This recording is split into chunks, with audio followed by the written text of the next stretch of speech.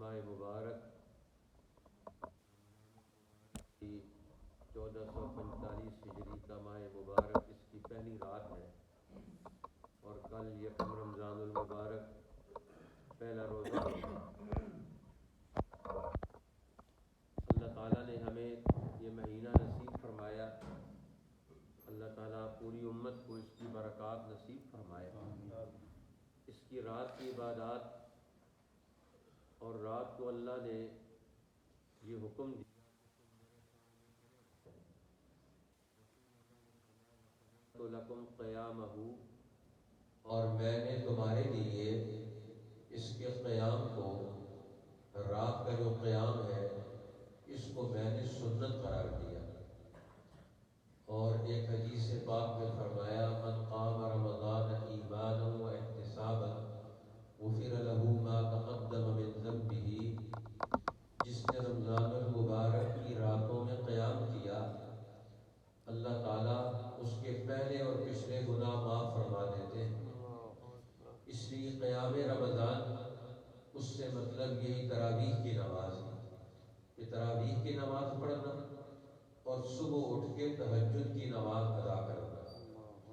اس لیے تہجد کی نماز جماعت کے ساتھ رمضان المبارک میں رسول اللہ صلی اللہ علیہ وسلم نے پڑھی، صحابہ کرام نے بھی پڑھی، اور ابھی بھی حرمین شریفین میں بھی تہجد کی اذان بھی ہوتی ہے، اور رمضان شریف میں تہجد کی نماز بھی ہوتی ہے۔ تو مسلمانوں کے پاس قرآن پاک، یہ دین اور یہ مساجد، ان کا یہ پورا نظام عبادات، یہ بہت بڑی نعمت ہے جو امت کو دین کے ساتھ، قرآن کے ساتھ، آپس میں ایک دوسرے کے ساتھ ہمیں یہ نظام علم و عمل جوڑ کے رکھتا ہے۔ اس لیے ان کی برکتوں کو حاصل کرنا، ان کو سمیٹنا، ان کے ساتھ تعلق قائم رکھنا، یہ ہماری دنیا اور آخرت دونوں کی کامیابیوں کی بنیاد بنے گا۔ کیونکہ نماز کا اہتمام ہوتا ہے اور نماز میں قرآن پاک کو سنا جاتا ہے، تو قرآن پاک کا اول سے آخر تک ماہ رمضان میں دور کرنا، اسے پڑھنا اور سننا، یہ سنت ہے خود نبی پاک صلی اللہ علیہ وسلم کی، کہ اللہ کے پیغمبر صلی اللہ علیہ وسلم نے جبرائیل امین کو قرآن سنایا، اور جبریل آپ کو قرآن سناتے تھے، پورا مہینہ دور کرتے تھے، ایک دوسرے کو تھوڑا تھوڑا حصہ کر کے روزانہ سناتے، اور ایک دوسرے سے قرآن پاک کا دور کرتے۔ تو قرآن کا جو اصل مراکز ہے ان کے ساتھ تعلق رکھنا ضروری چیز، اور جس سال دنیا سے تشریف لے گئے اس سال 2 دفعہ ساتھ قرآن حکیم کا دور کیا۔ ویسے تو ساری زندگی میں 1 دفعہ کرتے، لیکن آخری سال 2 دفعہ قرآن پاک سنا اور سنایا۔ اس کو کہتے ہیں الارضۃ الاخیرہ، کہ آخری دفعہ آپ نے قرآن کو پیش کیا۔ اور جس مجلس میں رسول اللہ صلی اللہ علیہ وسلم اور جبرائیل امین قرآن حکیم ایک دوسرے کو سناتے تھے، تو اس مجلس میں کئی لوگ اور بھی کبھی کبھی شامل ہوتے، لیکن حضرت زید بن ثابت انصاری رضی اللہ تعالیٰ عنہ انہوں نے بھی سنا کہ رسول اللہ جبریل کو سنا رہے ہیں اور جبریل رسول اللہ کو سنا رہے ہیں۔ تو الارضۃ الاخیرہ میں حضرت زید بن ثابت بھی رسول اللہ صلی اللہ علیہ وسلم شریک رہے، اللہ نے ان کو بھی قرآن پاک کا بہت بڑا شوق عطا فرمایا۔ اس لیے حضرت عمر رضی اللہ تعالی عنہ نے قرآن حکیم کی تعلیمات کو باقاعدہ نظم اور خلافت کے انتظام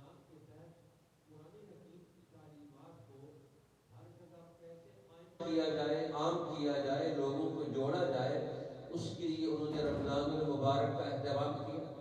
رمضان المبارک میں کے لیے ماہر ترین لوگ، سمجھدار لوگ، قرآن پاک کے حاملین کیا جائے، تو رمضان المبارک میں ہر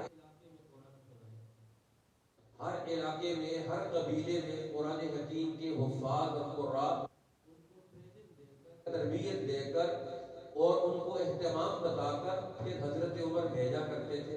تو اس طرح یہ 20 رکعت تراویح کی نماز کہ کتنا کتنا حصہ تم نے پڑھنا ہے روزانہ، تاکہ پورے مہینے کے اندر یا مہینے کے اکثر دنوں کے اندر قرآن حکیم نماز تراویح میں رات کے اندر مکمل ہو اور سب لوگوں تک قرآن تعلیمات اور اس کی توجہات اور تجلیات ان سے ان کے دل و دماغ منور ہو جائے۔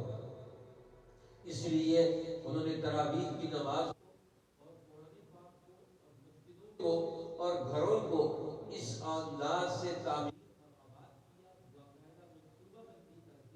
کہ پوری امت کو قرآن حکیم پر کھڑا کرا۔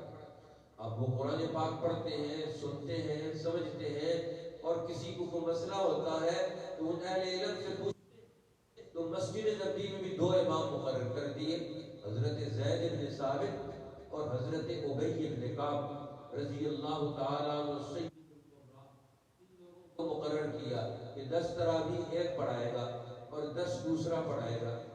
اور عورتوں کی بھی مدینہ طیبہ میں ایک جماعت کرانے کے لیے حضرت تمیم الداری کیا کہ تم نے عورتوں کو قرآن حکیم سنانا ہے۔ ان کی مجلس میں چھوٹی جماعت مردوں کی ہو جاتی، پیچھے عورتوں کی، ان کو بھی تراویح کی نماز میں قرآن پاک سننے کا ان کے لیے بھی انتظام فرمایا۔ اب یہ تو چند مثالیں ہیں تاریخ میں، لوگوں میں یہ چیزیں عام تھی اس لیے اس کا زیادہ تذکرہ نہیں کیا، لیکن کچھ تذکرہ اس کا تاریخ اسلام میں اور سیرت خلفائے راشدین میں موجود ہے۔ حضرت علی رضی اللہ تعالیٰ عنہ مسجدوں سے گزرے اور وہ تو اپنا قرآن پاک خود اپنی تراویح کی نماز اپنی خصوصی جماعت کے ساتھ دیکھ کر مسجد نبوی میں آئے، دیکھا کہ مسجد آباد ہے، میں قرآن پڑھا جا رہا ہے، لوگ وہاں موجود ہیں، پورا انتظامی ڈھانچہ اس پر کہ اللہ تو اس شخصیت کے گھر کو نور سے بھر دے جنہوں نے تیرے گھر کو اور ہمارے گھروں کو خطاب، اے اللہ انہوں نے جو منصوبہ بنایا ہم ان کی دعا گو ہے، اس طرح انہوں نے ہمارے گھروں کو آباد کرنے کا نظام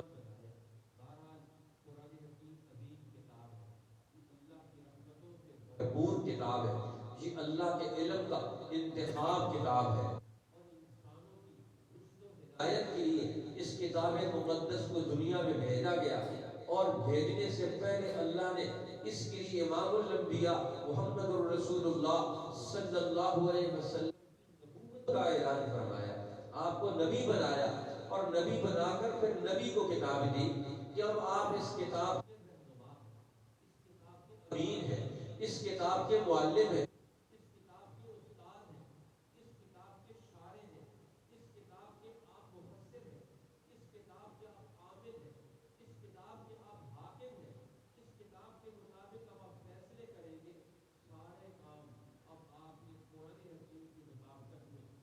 دنیا میں پیدا کرتے ہیں۔ اب یہیں سے ان دینی زندگی کا، اجتماعی زندگی کا آغاز ہوا۔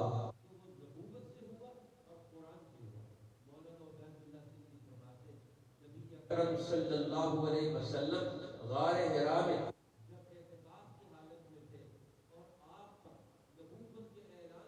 حضور قرآن کی بات ہوئی، ایک ایمان اور دوسرا قرآن۔ ایک تو ہمارے نظریات اور افکار بدلے، رسول کو، اللہ کی کتاب کو اور دین کا اعلان کرے، اور دوسرا قرآن لے کر آئے۔ اب سب لوگ اس قرآن کے ساتھ جڑ جائیں، تعلیم اور تربیت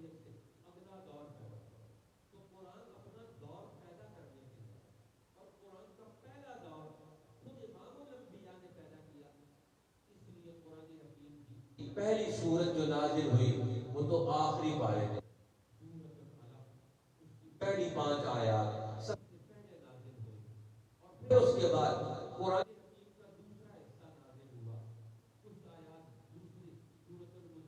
نازل ہوئی. پھر اس کے بعد قرآن پاک کا ایک اور حصہ نازل ہوا سورہ والضحیٰ کا. پھر اس کے بعد سورۃ المدثر نازل ہوئی. اس طرح قرآن پاک کا نزول کا ایک باقاعدہ دور شروع ہو گیا. 23 سال کے عرصے میں قرآن پاک مکمل ہوا. اول سے لے کر آخر تک پورا قرآن مکمل ہوا. لیکن یہ نازل ہوتا تھا تھوڑا تھوڑا کر کے نازل ہوتا تھا. کیوں کہ لوگ اس کو پڑھتے رہے, سنتے رہے, سمجھتے رہے, یاد کرتے رہے. جتنا قرآن آیا اتنا وہ یاد کر لے, جتنا قرآن نازل ہوا اس کو وہ سمجھ لے, جتنا قرآن دنیا میں آیا ہے اس پر عمل کر لے. قرآن حکیم کے حوالے سے ان کو ایسا ایسا قرآن پاک 23 سال میں مکمل ہوا. تو اب 23 سال میں صحابہ کرام نے پورا قرآن, اتنا بڑا انتظار کیا انہوں نے. آج تو مسلمانوں کے پاس پورا قرآن ہے, آخر تک ہم پڑھ سکتے ہیں. لیکن ان لوگوں کا حال دیکھیں جو ہر وقت اس انتظار میں رہتے ہیں اللہ کا قرآن اب کیا آئے گا, اب اللہ کی طرف سے کیا کلام آئے گا, اب صبح قرآن کی اور کون سی آیات آئے گی, اب اگلے دن قرآن کی کون سی آیت آئے گی, اگلے دن کون سی سورت آئے گی. کتنا انتظار کیا اللہ کے رسول صلی اللہ علیہ وسلم اور آپ کی جماعت نے قرآن پاک کا انتظار کر رہے ہیں. صبح شام رات دن اس انتظار میں, اس شوق میں ہے کہ اللہ کا قرآن سنا جائے. اس لیے لوگ مسجدوں میں آتے تھے. جو نیا قرآن اترتا اللہ کے رسول صلی اللہ علیہ وسلم لکھوا بھی دیتے. کئی صحابہ کرام کو اور نمازوں میں بھی پڑھتے تھے. اس لیے مسجد نبوی میں ہر آدمی نماز جماعت کی نمازوں میں شامل ہوتا, خاص طور پر جہری نمازوں کے اندر جہاں قرآن پاک الفاظ کے ساتھ اونچی آواز سے پڑھا جاتا ہے. مغرب کی نماز, عشاء کی نماز, صبح کی نماز, اس میں قرآن پاک اللہ کے پیغمبر اونچی آواز سے پڑھتے تھے. تو عورتیں بھی نماز میں شامل ہوتی, بچے بھی شامل ہوتے, بوڑھے جوان سب کے سب شامل ہوتے, تاکہ قرآن حکیم جو اللہ کا علم ہے فرسٹ ہینڈ نالج براہ راست زبان رسالت سے سنے, اللہ کے رسول کی زبان سے قرآن سنے. کتنے خوش نصیب تھے وہ لوگ جنہوں نے قرآن رسول اللہ کی زبان سے سنا. قرآن پاک میں بڑی تاثیر ان لوگوں نے قرآن پاک کو سنا. اللہ تعالیٰ نے قرآن پاک, اللہ نے ہمارے لیے اس کو ہدایت کا ذریعہ, 30 پارے ہیں اور اللہ تعالیٰ نے کلام مجید کے 30 پاروں میں 114 صورتیں, جن میں سے ایک حصہ اس کا مکی حصہ, دوسرا حصہ اس کا مدنی صورتوں کا حصہ ہے جو ہجرت سے پہلے نازل ہوا, وہ مکی حصہ ہے. جو ہجرت مدینہ کے بعد نازل ہوا وہ مدنی حصہ ہے. اب علماء نے اس کی آسانیاں کر دی کہ 7 دنوں میں قرآن پاک ختم کیا جائے. 7 دنوں میں تو قرآن پاک کی 7 منزلیں مقرر کر دی, تاکہ ایک منزل کی قرآن کی تلاوت روزانہ کر کے قرآن پڑھنے والے, سننے والے, سمجھنے والے اس کے ساتھ تعلق پیدا کرے. تو 7 دنوں میں قرآن پاک ختم کرے. حضرت عبداللہ ابن عمرو ابن العاص رضی اللہ تعالیٰ عنہ نے رسول اللہ سے اجازت مانگی کہ میں ایک قرآن روزانہ ختم کرنا چاہتا ہوں. آپ نے فرمایا نہیں, میں روزانہ ان کا 2 دن میں, فرمایا نہیں 3 دن میں قرآن پاک ختم کرنا چاہتا ہوں. وہ آپ نے فرمایا اس بندی پر یا رسول اللہ اتنی تو میں طاقت رکھتا ہوں, 3 دنوں میں قرآن پاک ختم کر لو. تو ان کو ان کی اصرار پر اجازت, 3 دنوں میں تم قرآن ختم کر لیا کرو. لیکن کم از کم 7 دن ہیں جن میں 7 دنوں میں قرآن پاک اول سے آخر تک مکمل کیا جائے. اس میں بنیادی نصاب ہے قرآن کے حاملین کے لیے, حفاظ قراء اور علماء کے لیے. وہ قرآن پاک پڑھے تو 7 دنوں میں قرآن پاک کا دور مکمل ہو جانا چاہیے. 7 دن اللہ نے رکھے تو 7 دنوں میں ہر دن میں ایک منزل مکمل کر لے. حضرت ابی بن کعب رضی اللہ تعالیٰ عنہ قرآن پاک کی ایک منزل روزانہ تہجد کی نماز میں پڑھا کرتے تھے. ان کا اپنا معمول تھا. بہرحال جو قرآن کا حق ادا کر سکے اس کے لیے ضروری ہے کہ قرآن پاک کے حقوق کی ادائیگی کے ساتھ قرآن پاک کے پڑھنے کا اہتمام کرے. حضرت عبداللہ ابن عمرو ابن العاص کو 3 دن میں قرآن ختم کرنے کرنے کی اجازت دی، لیکن شوق اپنا ہے، ذوق اپنا ہے۔ انسان جس دل کی توجہ سے قرآن پڑھتا ہے، حضرت عثمان ابن عفان رضی اللہ تعالیٰ عنہ ایک رات میں پورا قرآن پاک ختم کر لیتے۔ حج کرنے کے لیے گئے تو بیت اللہ میں حجر اسود کے سامنے کھڑے ہوئے، ایک رات میں حجر اسود کے سامنے کھڑے ہو کر پورا قرآن نماز میں انہوں نے ختم کر لیا۔ اب اسی طریقے سے امام اعظم ابو حنیفہ رحمۃ اللہ تعالیٰ علیہ، ان کا رمضان المبارک میں معمول تھا کہ وہ قرآن حکیم کثرت سے اس کی تلاوت کرتے تھے، ایک قرآن دن کو ختم کرتے، ایک قرآن حکیم رات کو ختم کرتے، اور پھر تراویح کی نماز میں بھی پڑھتے تھے۔ امام بخاری رحمۃ اللہ علیہ وہ رمضان المبارک میں وہ ہر 10 دن میں ایک قرآن مکمل کرتے تھے، رات کے تیسرے حصے میں قرآن شروع کرتے اپنے شاگردوں اور علماء کی محفل میں، اور پھر یہ ختم کرنے کے بعد تھوڑی دیر بیٹھتے اور اس کے بعد پھر تہجد کی نماز میں قرآن پاک کا اگلا دور شروع کر دیتے۔